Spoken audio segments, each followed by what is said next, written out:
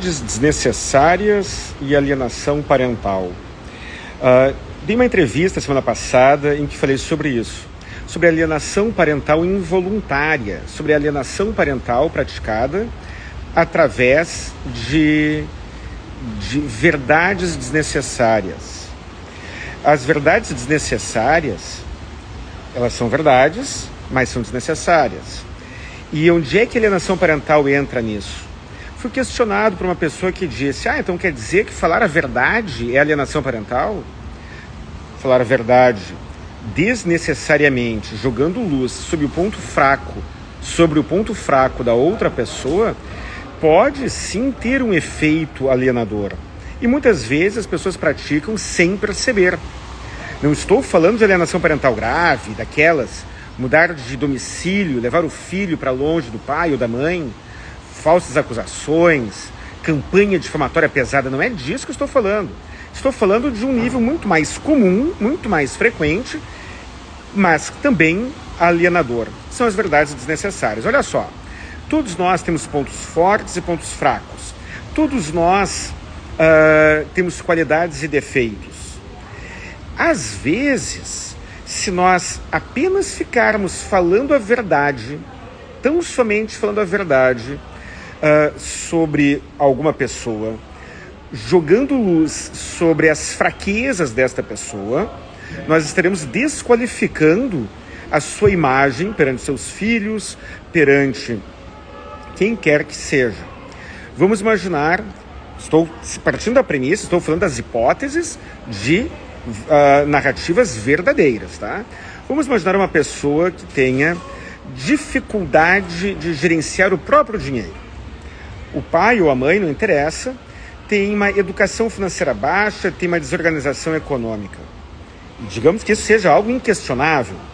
Será que é positivo ficar falando sobre isso com os filhos desta pessoa? Ficar de tempos em tempos lembrando, assim como quem não quer nada? Pois é, porque o teu pai, pois é, porque a tua mãe não tem organização financeira? Vamos imaginar uma pessoa que tem uma doença psiquiátrica qualquer, depressão, dependência química que seja. Nem todo dependente químico é disfuncional, nem todo dependente químico é incapaz para o trabalho, nem todo dependente químico é um mau pai ou uma má mãe. Não é? Não existe uma associação direta, muito embora existe uma incidência maior. Será positivo? Qual é a intenção de um pai ou de uma mãe que fica falando para o filho a verdade, esta verdade negativa sobre o pai? Pois é, porque o teu pai é dependente químico, o teu pai bebe demais, sabe como é que é? Ou a pessoa que tem uma renda baixa ou que não consegue parar no emprego. Olha só, o teu pai ou a tua mãe perdeu o emprego de novo.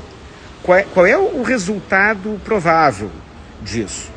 Ou então falar do passado: seu filho não é seu confidente. Seu filho não é confidente, pessoal. Aí, pois é, porque a tua mãe ou teu pai praticou adultério, me traiu, foi um péssimo marido ou uma péssima esposa, porque fez isso, fez aquilo, fez aquele outro.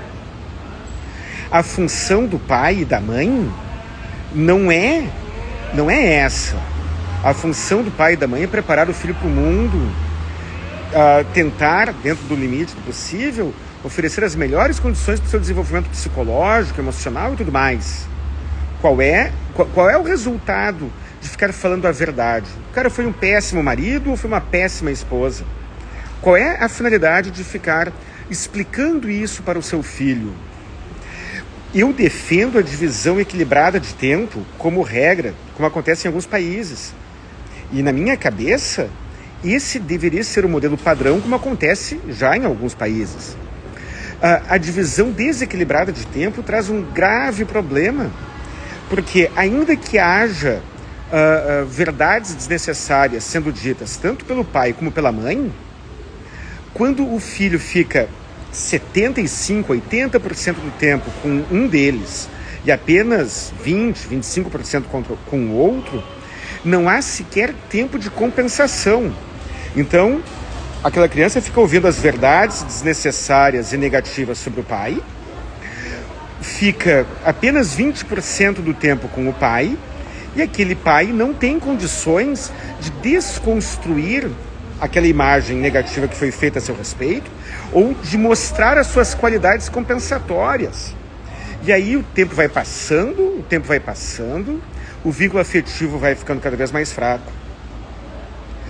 Esta prática, a alienação parental involuntária através das verdades desnecessárias, eu desconfio que aconteça em quase 100%, em 90% dos casos. Dentro da alienação parental desnecessária está incluído a expressão facial, a linguagem corporal. A criança está na casa da mãe ou está na casa do pai? Aí a criança fala alguma coisa relacionada ao outro genitor. E aí aquela mãe ou aquele pai que estava sorrindo para de sorrir instantaneamente. Aquela mãe e aquele pai que estava com uma cara bonita, uma cara alegre, alto astral, fecha a cara, dá uma bufada, dá uma revirada de olhos, muda o tom de voz, sinalizando para o filho, sinalizando de maneira subliminar para o filho a sua reprovação. E aí, isso vai acontecendo como uma rotina. E o filho não deseja ver a sua mãe sofrer ou ver o seu pai sofrer. E aí ele detecta, e um detalhe, esse pai e essa mãe que pratica essa alienação involuntária não agiu de má fé.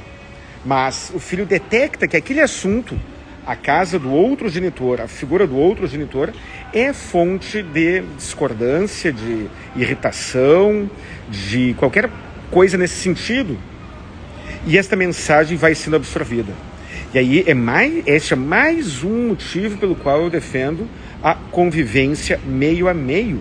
Porque ainda, como falei agora há pouco, ainda que isso aconteça bilateralmente, o genitor que tem muito pouco tempo com o filho, ele acaba tendo uma grande desvantagem. E muitas vezes, justamente por ele ter pouco tempo com o filho, ele não age naturalmente.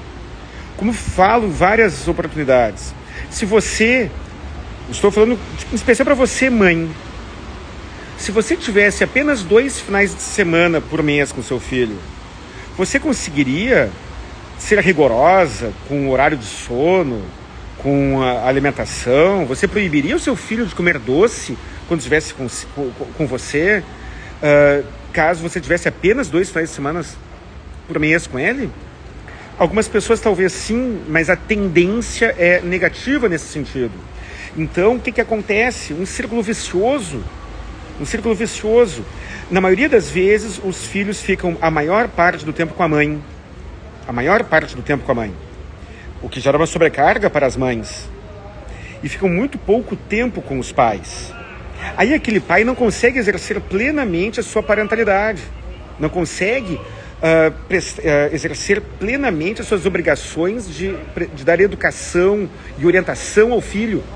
E aí aquilo que não deveria acontecer se torna uma verdade, mais uma verdade desnecessária.